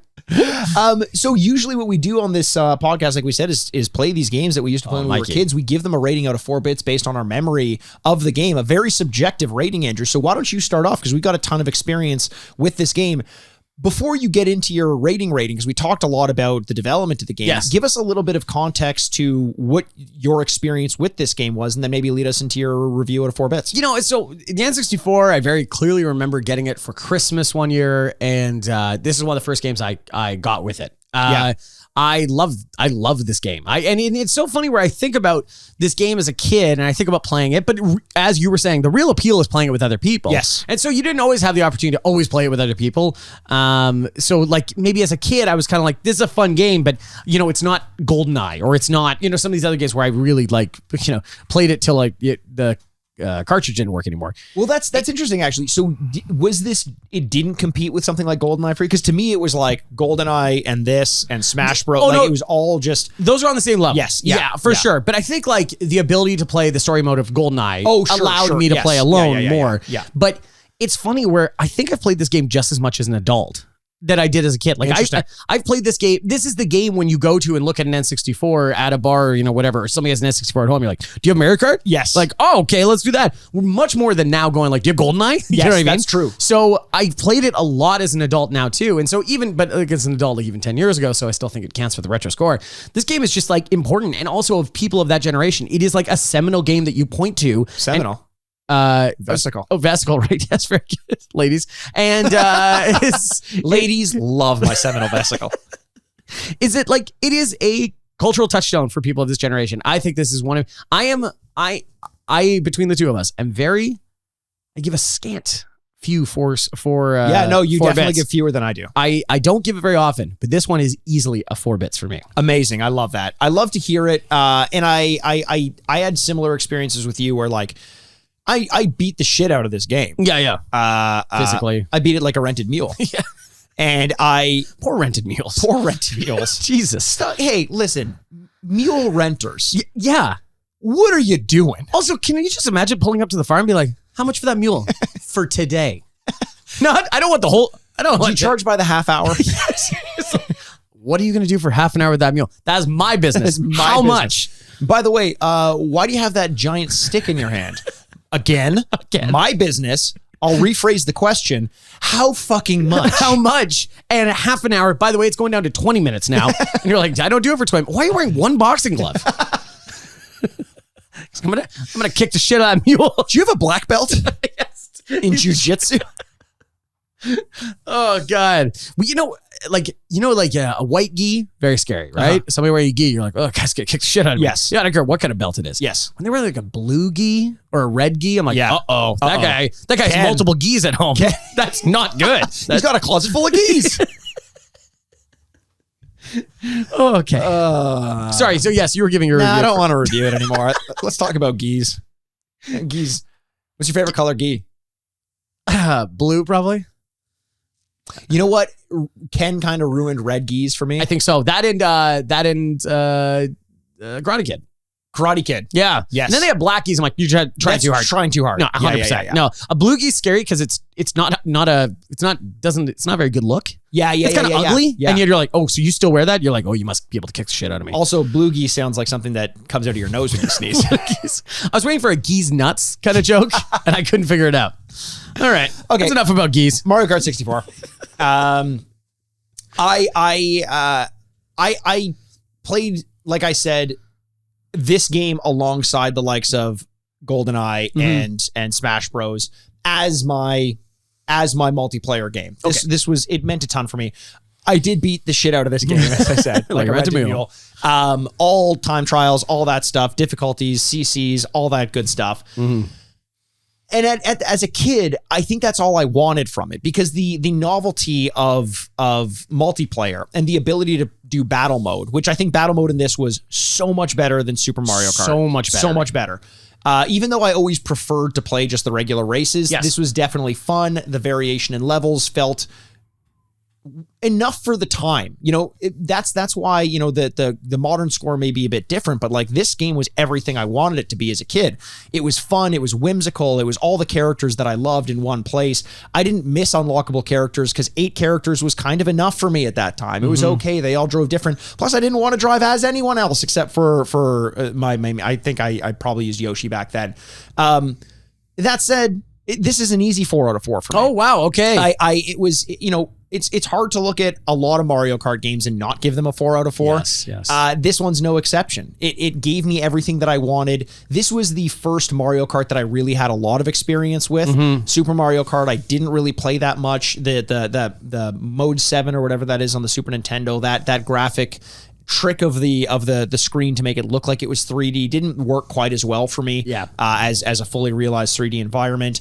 They paid homage to like Super Mario 64 on this by having Peach's Castle that you could kind of drive around. It just felt fun. It felt way bigger than it does now, but it doesn't matter because right now we're looking at this as we remembered it as little kids, and as a little kid I fucking adored this game. Yeah, 100%. So 2 4s for an 8. Can't get better than that. You literally can't, Andrew. You literally can't. There's no bonus points. No. Yeah, like sometimes like in school, you're like 110%. You're like, what? How? From the math teacher? From Should the be math fired. teacher. And you don't understand numbers. So you know what I did? What's that? I got them fired. I framed them. Oh yeah, how'd you frame them? I showed up one day in my best Princess Peach outfit. Okay. And I said, and I didn't. It was really subtle and actually kind of worked. Okay. I walked by the principal's office. Yeah. Kind of crying, saying like, fucking Bowser. Fucking Bowser. Yeah. And the principal's like, what the hell is that? But then I would put subtle clues related to the math teacher. Right. Like Bowser. I gave him as a gift a leather bracelet with spikes on it. Yeah. Okay. I hid a Bowser hat in his Bowser hat. Okay. Did it say Bowser? It says, I fucking love Bowser. Okay. In his Cursing. drawer. Okay, yeah. I'd leave some clues so that every so often the principal would see this math teacher and recognized this is the Bowser that this Peach kid's talking about. Yeah. And then I went to the teacher. I said, he's fucking me. And then that kind of like... that's what did it, That's what did him in eventually. Wow. But I think it was the Bowser thing. I think it was probably the Bowser thing. Right, yeah, no, it's the Bowser thing. You're giving some thought, eh? No. Okay. No, now that I think about it, I don't even think my confession about him fucking me had anything to do with it. Okay, good. It was the Bowser thing. It was the Bowser thing. It's got to be. Tried and true. 100%. There you go. Speaking of the Bowser thing, are you going to play as Bowser when we play today? I don't think so. You don't think so? I've made it very fucking clear that I'm a Toad guy through and through. You're a Toad guy through and through. My dad was a Toad guy. My grandfather was a Toad guy. And I'll be damned if I'm switching today. What's your favorite movie about university kids partying at frats? And what's your favorite scene from that movie? Wouldn't be Animal House? Yeah, when the Toad guy. Toad guy. I'm a Toad guy. Yeah, 100%. That's about you. That scene is about you. Good. Yeah, all right, nice. Well, listen, if you want to join us for the gameplay, you can go do that over on Patreon, patreon.com/the Retrograde podcast. Join the Mushroom Club. All the information about that will be in the break, but we're going to go play this game. If you want to join us for the gameplay, fantastic. If not, we'll see you on the other side in 2 shakes of a Wario's tail. Whoa. That makes sense. I'm not gonna win. Just a reminder that you can now find our gameplay segments where we play through a portion of today's game and provide video commentary while doing it over on our Patreon, patreon.com/the Retrograde podcast. Join the Mushroom Club for $5 US per month for access to all the gameplay, plus 2 to 4 bonus episodes per month where we do things like character drafts, top 10 lists, and even take some suggestions from our community. So show some support to the podcast by joining the Mushroom Club at patreon.com/the Retrograde podcast for access to bonus content and all of our gameplay segments. We'll see you guys on the other side. So that happened. Let me tell you how we got here. I played a bunch of drunken Mario Kart once. I made a stupid promise when I was 3 beers deep and may start a podcast. 4 years later, here I am. That is basically the story. Pretty much. And welcome back to the Retrograde. My name's Andrew Bascom. I am a shell of a human being. A green shell of a human being, a red shell, or a blue shell of a human being? I think kind of a little bit of both at this point. They got struck by lightning and eaten by a ghost and ate some bananas. And so if you watched the gameplay over at the Mushroom Club or patreon.com/retrograde podcast, Mikey, you did great. Thank you. You did great. Thank you. That's the part. Let's focus on the positives. Well, I'll say this. I know you got more in you, champ. Because that feels condescending and belittling. But like you and I usually are pretty competitive in Mario Kart. Usually. And I'll say we played the GP. I didn't win. Stands for Grand Prix. Grand Prix. I think it's Grand Prix actually. Okay. And I didn't win. Peach won. Peach mopped the floor with all of us. You came in second. I came in second. So it's not like I played out of my mind. No, but you played well enough. I played all right. I'll say this because lately what I've been doing, we say on this podcast, we keep all the gameplay segments. We put them all on the Mushroom Club. Mm-hmm. What I've been doing is every 4 weeks later, 5 weeks later, sometimes I've been putting some of the better ones onto YouTube or some of the ones that I think are just a good little tidbit. This one maybe is another little teaser for the, because I had a lot of fun with the gameplay. Yeah, we'll put this one up on our YouTube channel. Okay. We'll put it up a couple days after the launch of this one to give the Patreon members a little bit more extra, but definitely go check this one out. It was a lot of fun. Check us out on YouTube there. I don't know. I didn't have a lot of fun. Well, I know, but it's just a great game. I think it's very well balanced is the most important part. The shells always do exactly what you want them to do. Oh yeah. I'm going to go back and watch our own tape because I got to make sure I'm like that I want to go crazy. I had Mikey at the end, dead to rights with the first place shell at the end of Rainbow Road. And my, like it happens to a lot of men, but the shell just didn't work when I needed to. And it died. And I'm like, oh, and I came a second. You know what it may have honestly been? Because we were like neck and neck there. Mm-hmm. We both went through boxes. I had, I think a green shell and a ghost. Mm-hmm. And I saw you got the first bomb. Yeah. The blue shell. So I dumped the green shell and used a ghost. Now you said I used the ghost a little too late, so it could have been that. You still had the green shell when it died. So that's why, because I saw it and I was like, interesting. And that's why I was like, oh, did the green shell get it? And I'm like, unless because I was trailing the green shell. Maybe I had let go, or maybe did you pass me briefly? And that's what threw the first bomb off. I don't know. Who knows? Either way, I lost. Either way, I won. Yep. And it thing. felt well. was a I know, but two-person it's race. just it's the emphasis on how you said it. I that came in doesn't second. glorify me. I came in second. Oh, so you're the first loser? I was also the last loser. It was a two-person race. I lost at losing. That's the only thing I lost at today. Yeah, you were not a great loser. Yes. I will say, especially just because you all heard the first half a scant seconds ago. I was the rented mule in this situation. I am the mule that was rented to get beaten the shit out of. I had my blue gi on. Yeah, Mikey just went to town. Maybe that's what it was. The blue shell was like, that dude's got a blue gi on. Pretty Looks cool. like family. Yeah. I'm leaving him alone. Yeah, family, obviously. Or just knew better than to fucks with me. Yep. Yeah. Mm-hmm. Apart from your losses, which were my wins. Yes. What did you think about the game going back to play it outside of the realm of a bar where the controllers are working, the game is running fine. Yeah, bright lights and we're not sober. being distracted by people who want to play with us Oh, God, yeah. all the time. All the time. What did it So feel like to popular. you? Do you like it? I loved it. It was you could tell in our voices when you watch us play the game, it gives a real prediction of what we're going to think about the game later. Right. And the fact that it was so competitive and we were yelling the whole time and like, yeah, let's do another one. Yeah, let's do another one. Sure. Is always a great sign. And I just felt myself like rushing back to like, usually if you go back and play an old game and you're like, man, I'm getting housed here. This Yes. sucks. You do shut down. This game, I was like, no, let's do it. Got to Let's do it again. You were the one who wanted to Gotta do do it more again. and more. And Yeah. I'll say this too, because I said, going back to play Mario Kart 64 was always a bit disappointing compared to the new Mario Kart games. That's in the context of these barcades, though. Like you hear it better, you see it better, the controllers work better. This was a better experience than I remember them at the barcades. Granted, we weren't drinking. We weren't doing the drinking and driving. But it felt like in terms of the appreciation for the game in and of itself, this felt like a much better experience than what I'd had in the barcades. You're always giving up a little to like, oh, well, we can't really hear because it's loud in here, or the controllers are a little stiff, so it's not going to work that well. This was a better experience in terms of pure gameplay, I think, than I've had in a long time with this game. Yeah, I would agree with you. I think it was just genuinely a fun game to play. And this is something we talk about. I think you and I kind of bump up on sometimes. I'm like, was it fun? And you're like, Yes. well, sometimes it's not supposed to be fun. Right, and, right. Inherently, I don't know if I'm conflicted about that feeling. This was fun. And it was meant to be fun. Okay. I guess so, yes. No, but like that is kind of like, what is the thesis statement of Mario Kart? It's fun. It's fun. just like be fun, be enjoyable. Yeah, right? be fun. It's not a Be story. fun, you stupid idiot. Be fucking fun. Be fun. Be fun. Start smiling.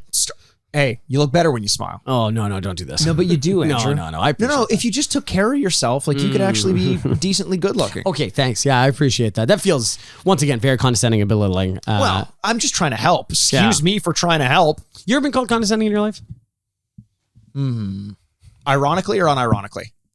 It's up to you. Have you ever been called condescending before in your life? Like you're talking like recently. No. Once again, the question is, have you ever been called condescending before? So both, yes. Recently, not recently. Both? Mm-hmm. Yes. Okay. Now, do you mean ironically or unironically though? Mhm. Okay. No, I that's a different question, and one in which I don't care to answer. Because the answer to both of those is yes. Yeah, I imagine the answers to every question I asked was yes. But Yeah. I just wanted to defer a little bit. I ask a question, now all of a sudden I'm in control. You would know this if you knew a little bit about rhetoric, Andrew. Oh, for fuck's sakes, here we go. You put the man in mansplaining. I am the man, you're right. Yeah, that's the part you highlighted. I am the man, you're right. Yay, just walking out. Yay, I'm the man. Let me tell you why that isn't mansplaining, okay? Because supposedly you're also a man. Like, whoa, what the fuck? Jesus Christ. Yeah, it is fun. It is fun. Mario Kart's supposed to be fun. You get all your friends together and they're just going to go on a little go-kart race. Sure. I wonder how many things are activities like this or carbon copy. I'm going to explain why these are connected in a second. That have their origins. That like most kids will not go-kart ever in their life. Right. But they'll know kart from Mario Kart. And I bet you the number of people are like, what's a go-kart? And you're like, yeah. I don't know, Right. Oh, that's a good point. I've never driven a go-kart in my life. You haven't driven a go-kart in your life? No. Are you kidding me? No. I feel like we've go-karted together. I don't think so. I think I would remember that. It was probably one of the greatest thrills of my life. And it was. Yeah. Go-karting is fantastic. Haven't you been to Wasaga Beach? Wasaga Beach is a place near Toronto. I don't know if I've ever been to Wasaga Beach. What? And why would I? I heard it's a nightmare. No, it's great. It's great? Well, if you go go-karting and paintballing. Yeah, it's like I've never been paintballing. What is happening right now? I've never been paintballing in my What life. else have you not done? Felt true love. Says the respect to my father, engaged man. Oh Yeah. yeah. The respect to your father, I get that. Oh, I it's a money transaction. The engagement. Yeah. 100%. Oh, okay. Yeah. It's It's same like, with the transaction with your father as well. yeah, 100%. Yeah. It's a betrothal. Like there's a whole thing. Yes. Yeah. Yes. Mhm. I felt the respect of your father a lot. Oh, good. And That's he good. always tells me. He always says the nicest thing to me. He says, Mikey, I'll say it. I've said it before. I'll say it again. I think you're on the right track. Mhm. I love you. Wow, my father said that to you. Recently? Yeah. Was it during the game when he said you're on the right track? Yes. Yeah. he It's did. like a little Jesus takes the wheel where you took your hands off and my dad controlled the rest of the game for you. Exactly. And then there were one pair of footprint on Rainbow Road. It was great. There was only one tire tread. Yes. What? On Moo Moo Beach. You were just Moo Moo driving Farms. diagonally. Yeah. Okay. I Moo Moo Farms. and Moo Moo Farms. And then the one thing he always tells me after that is, please don't tell that other one. Yeah. And I'm pretty sure. I'm pretty sure he means pretty sure. Yeah. Because he always looks to you and then kind of like cringes, like kind of like does that It's also shiver. funny this is all happening in the room where I'm there and I don't see I'm it. surprised you haven't seen it. Yeah. Because my father's not dead. Because I'll be like It's not a ghost I'll be situation. in the other room and he'll be like, hey Mikey, can you join us for a second? And he'll stand like right in front of you when he says this. Really? I'm surprised you haven't seen it before. I'm surprised I haven't seen it either. Huh. Wow. Okay. Well, I guess something got to work. The therapist gets cha-ching, cha-ching. Yeah, here we go. Cha-ching. So let's talk about the actual minute to minute in this one. The gameplay itself, the controls. How did these stack up to some of the more recent Mario Kart games that you played, Andrew? Well, they're very simple. Yes. And so it's they're very limited, but they do what they say they will do.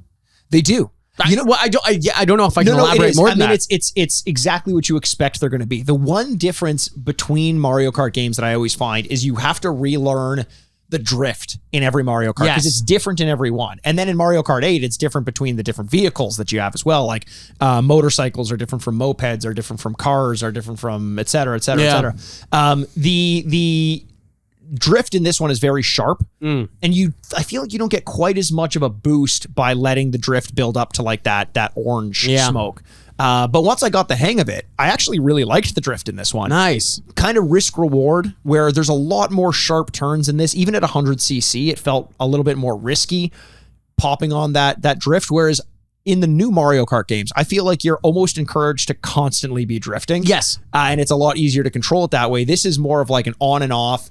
You better get it right or you're going off. And I like you could tell by the level design that is not an inherent part of the game because a large part of those levels, there's only one or two areas you could drift. Yes, Rainbow Road specifically. Yeah, even Royal Raceway. Yes. Like it's a little tight to drift in most areas. By the third lap, I found that I had known, starting a little bit earlier and a little bit farther off to the left of a right turn or right of a left turn, I found that I was actually able to get the hang of that on Royal Raceway around a lot of the corners. And that figuring out the drift and knowing when you can and cannot get away with it is like the greatest feeling in Mario Kart to me. Better than getting like an item at the right time or blocking an item or something, because that always feels kind of cheap and random. Yeah. The drifting mechanics are what make or break a Mario Kart game. I guess so. I guess that's like the advanced version of the game because most people will pick it up and not even, Yes. like there's no tutorial, right? So it's not like, hey, learn to play. You know what I mean? When you're playing, do you ever hit break? No. Should you? I do sometimes. Oh. If I'm No brake, all gas. That's what it says. I have a tattoo of that. On my knees. No brake, all gas. no brake, all gas on your knees. Yeah. Do you actually? No. Okay. Oh yeah, you're right. I do have a lot of tattoos. So Yeah, I guess that could have been I was like, maybe that's one that I haven't seen before. So that was very nice of you because you paused to make sure before I made fun of it? before you made fun of it. Yes. You made you're like, wait, Now do you? let's make fun of that tattoo. Yeah.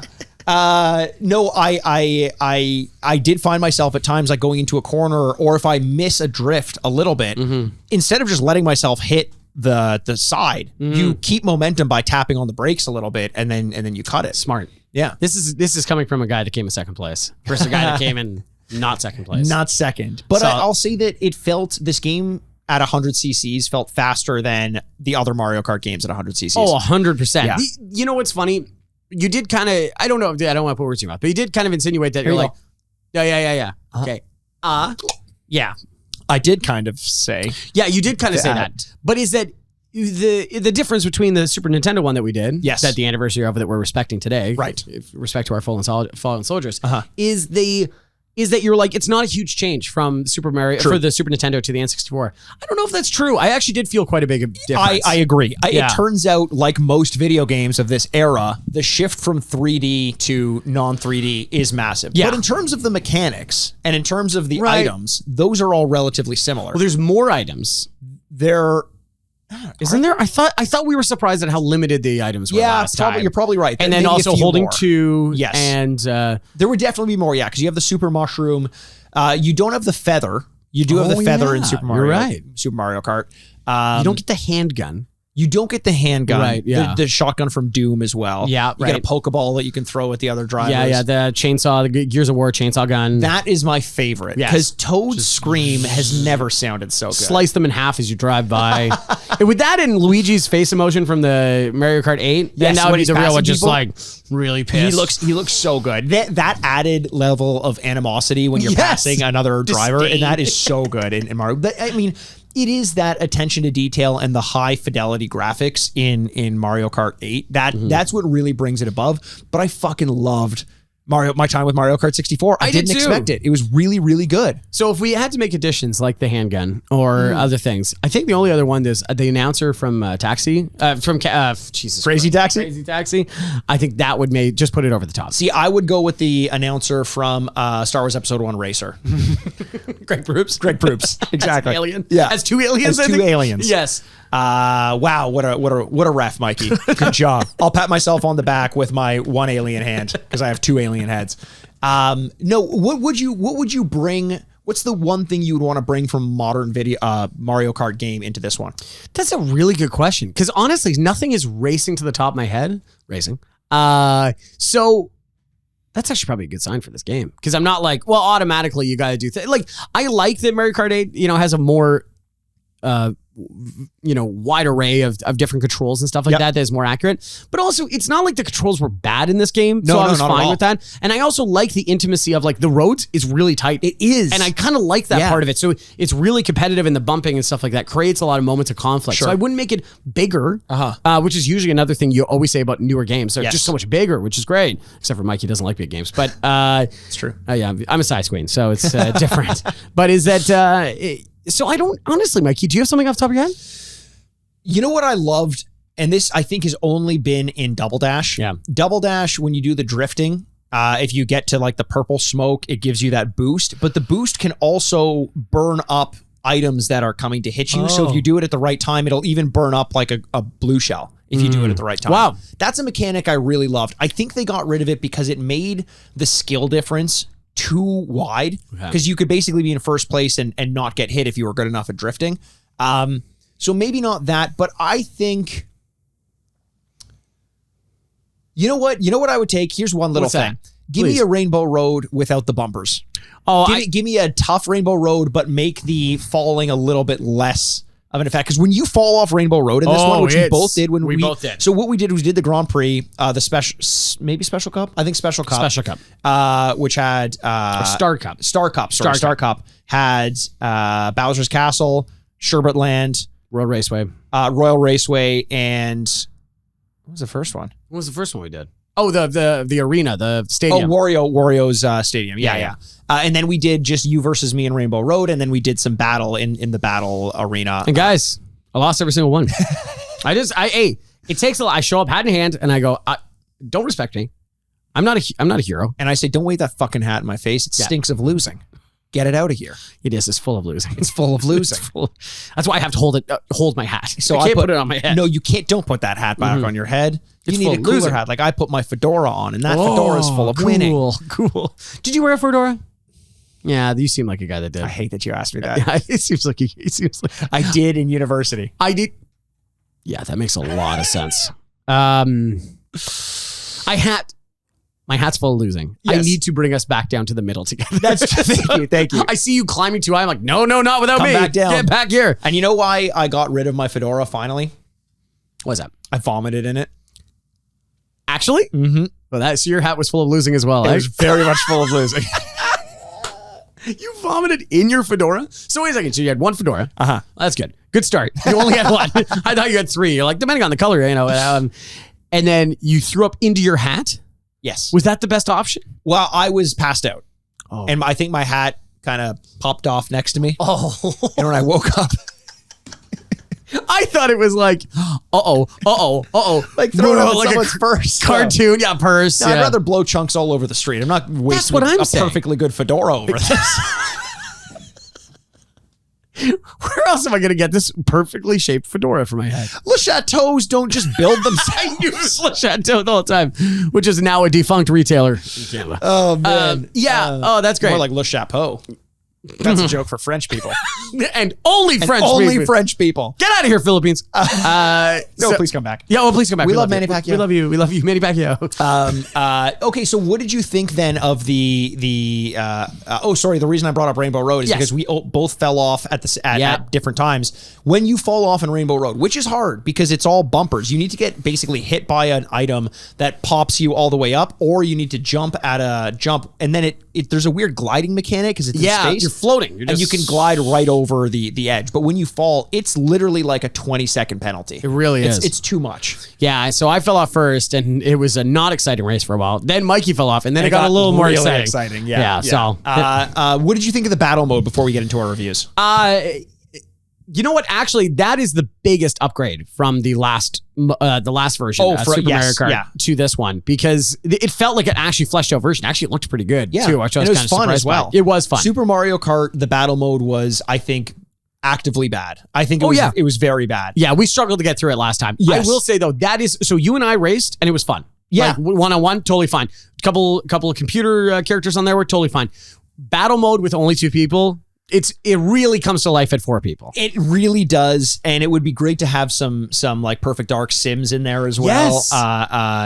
Though that always goes a long way. Unfortunately, we didn't have them. We had some fun with it. I think as a proof of concept for what could be if we had 2 more people playing with us. Oh yeah, it would be great. Amazing. But it was okay. It was decent. You know what I did like though is, unlike Super Mario Kart, where because of the Mode 7 graphics, the world kind of turns around your character rather than your character turning. Like that's how they achieve that illusion of 3D. So it made connecting with someone when you had like a star or something like that a lot more difficult. In this, like we almost had like dog fights where I had a star and you're like you take a quick turn to jump up one of the blocks and I'm following through and like skidding off, and like that was a lot of fun. I really enjoyed that. And I like the sound design a lot too, because it gives you the clues to know when things are coming. You can hear things being fired and you're like, okay, wait, now I got to start thinking about this. And that goes to all the other races as well. I remember at one point you fired a blue shell and I was like, oh fuck, I know that sound. Yeah. And I just knew, I'm like, all right, it's going to happen. Yep. The music as well. There's maybe no better song in gaming than Rainbow Road. It's just so fucking good. So great. It's so good. Iconic. I love that. I love the graphics. I love the design. I love the whimsy. I love that there are like little Easter eggs in it. So I could talk about how much I love about this game for forever. But why don't we get into our reviews, Andrew? I think it's a great idea, Mikey. So you started off. You gave this game a rating out of 4 bits in the retro score. You gave it a 4. I gave it a 4 out as well. So that's a total of an 8. Now we give the game a rating out of 4 bits based on how the game holds up in the modern day against the likes of modern games like Madden 23, like Cult of the Lamb. So Andrew, what is your rating out of 4 bits? Man, I was struggling with this. The second we started playing, I'm like, oh no, it's good. And I'm like, oh crap. Now how high do I go? Now with the full understanding that Mario Kart 8 exists, Double Dash exists, which are improvements, both graphically, the music gets better. The controls, stay the same, just there's more. I don't know if it's like, oh yeah, there's so much better. Sure. It's just there's more and it's a little bit more accurate to racing. But there's something beautiful about the simplicity of this game. Anyone can pick it up and just play it. And I will say, as much as like Mario Kart 8 is incredible, you own it, and every time I come over and I play it, there is a little bit of like, oh, okay. Oh, okay. Oh, okay. All right. Yeah. And you're like learning a little bit, and there's like an advanced mode that you're trying to like, oh, okay. So it's not just like the old game that I remember just like pick up and play. Oh, you have to jump in order to get boosts off of everything. 100%. Oh, the coins give you a speed. The drifting has now a mode that, So there is And while that is fun, you do lose a little bit of like the general fun of this kind of game. simplicity. So there is something beautiful in that, where it's not just general improvements across the board and things are just better because they're newer. I think there's something special that's like a time capsule about this. I'm going to give it a good score. Jesus Christ, I really like this game. I'm going to give it 3.5. 3.5. Jesus, I can't believe this. You know what? I thought it was going to be much worse. Yeah. Not much worse, but I thought I was going to be hovering around like a 2.5 because I'm like, there are much better Mario Kart games to play.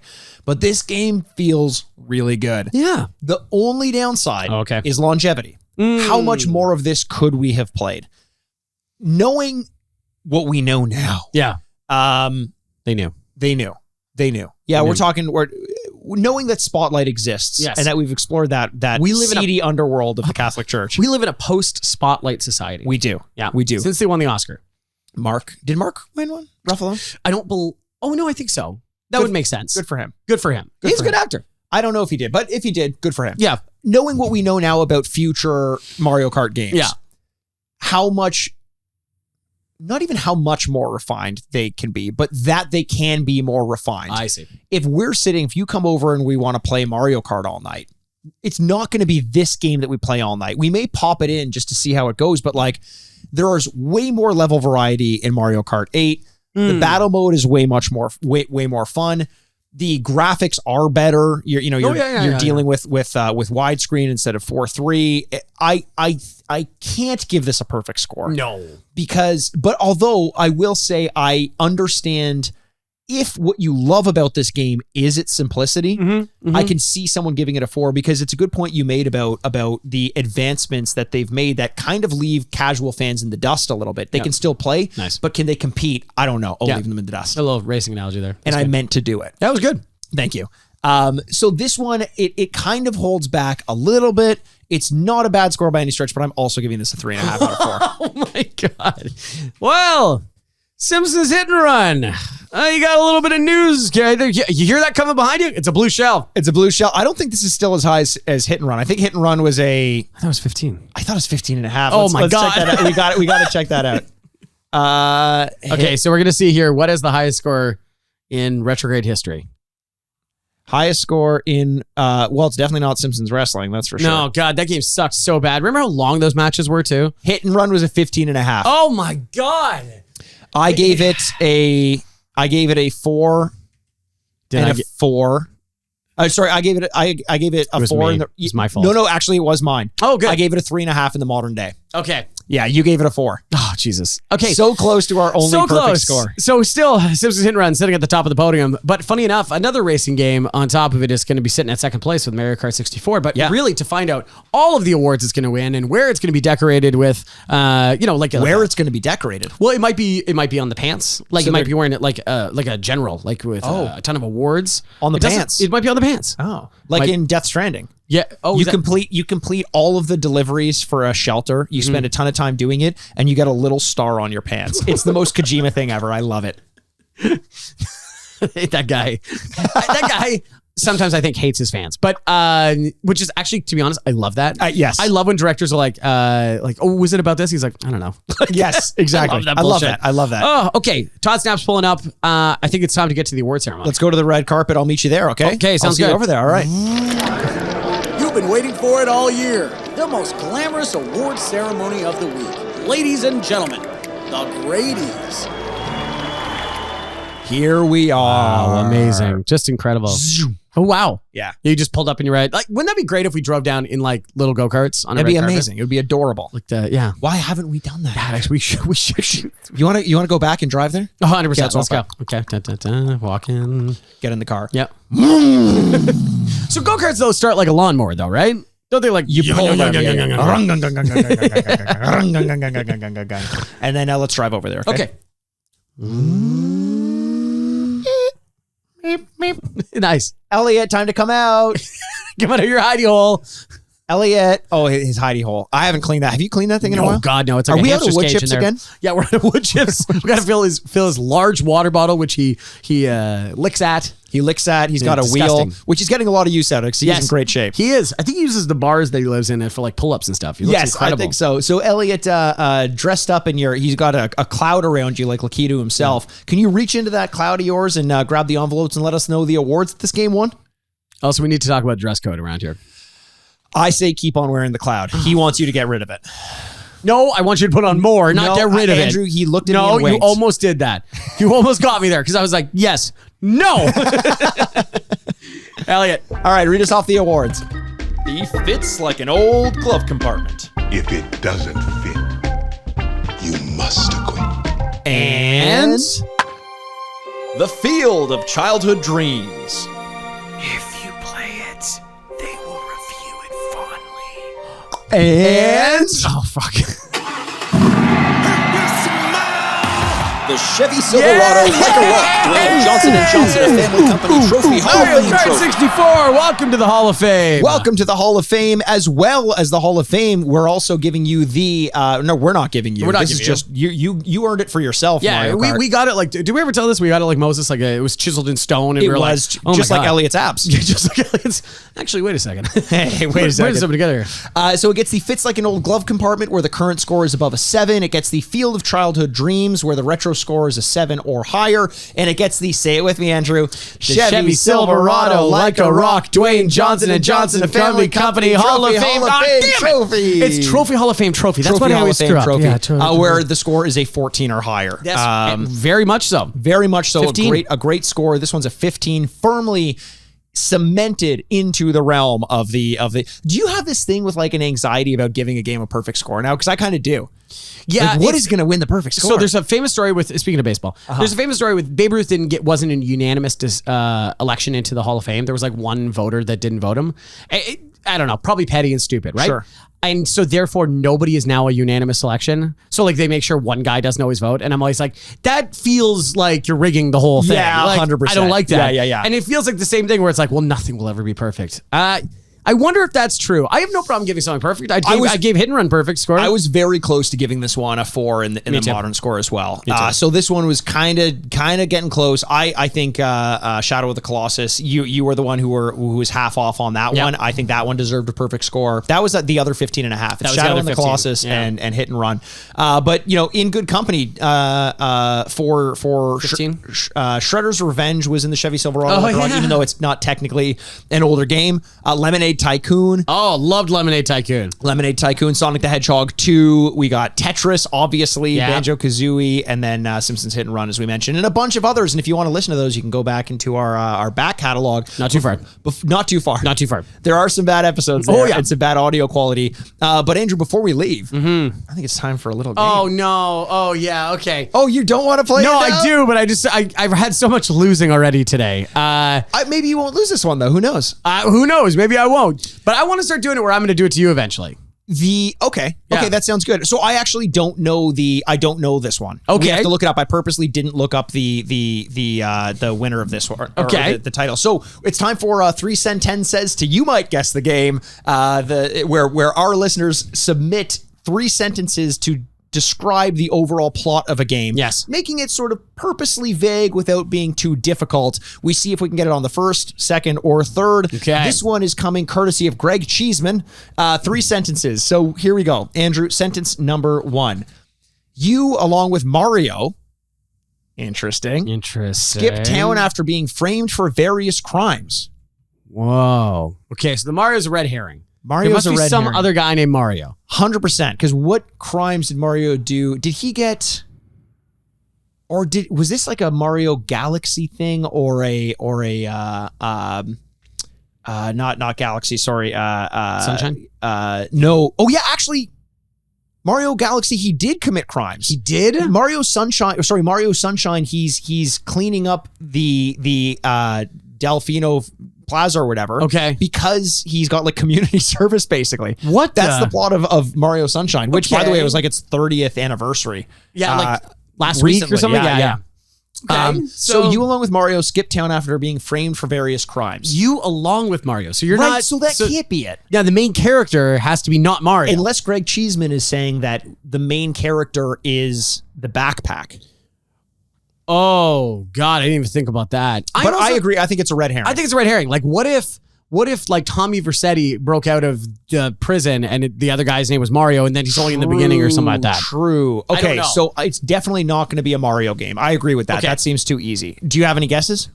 No, it's too broad if I don't know the Mario reference. I'm going to say Grand Theft Auto. Okay. That's a good one. I'm Grand going to Theft Auto take your 3. guess. Yeah. I'm going to say Grand Theft Auto. Okay. No, because you escape with 8-Ball. It's not going to be Oh, Mario. yeah, it's 8-Ball. You're right. And you weren't framed for crimes. You actually did a lot Fugitives? of crimes. You know what? I don't have a guess for this one. Okay, let's go to question number 2. It is indeterminable whether or not you're conscious for almost the whole game. What the hell? Whether or not you're conscious for almost the whole game.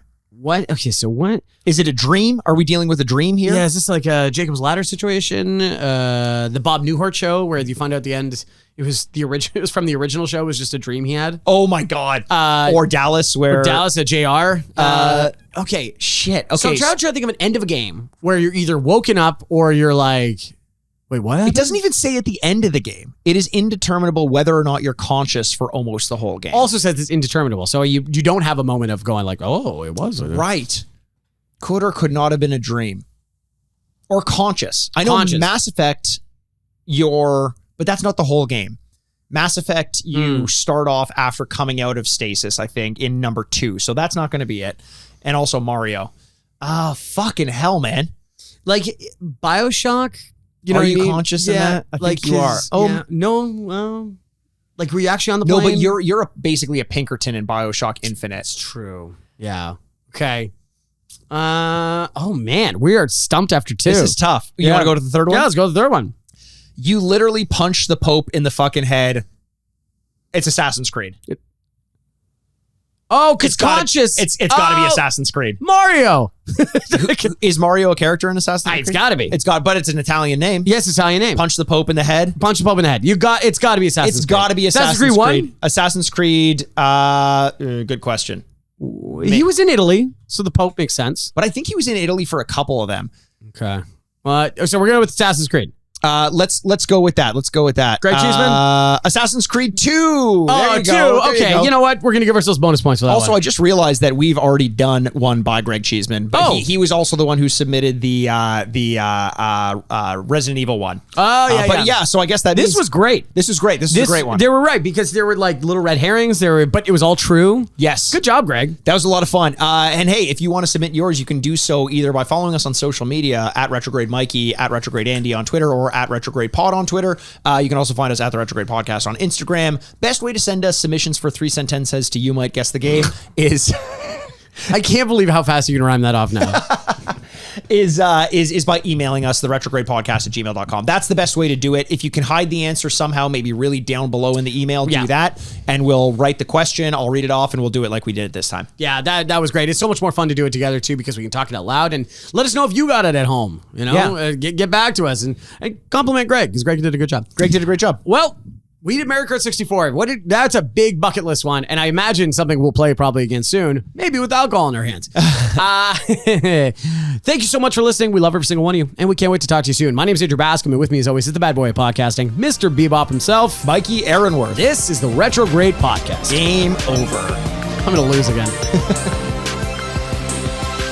Want more Retrograde in your life? You can visit our website for show notes at theretrogradepod.com. Follow us on Twitter at Retrograde Mikey, at Retrograde Andy, and the podcast at Retrograde Pod. Or Instagram at the Retrograde Podcast. For bonus episodes, check us out at patreon.com/the Retrograde Podcast. Send your questions and business inquiries to the retrogradepodcast@gmail.com. See you next week, D-pads. Furnished by Sad Styles Productions. Well, I'm a Toad man myself.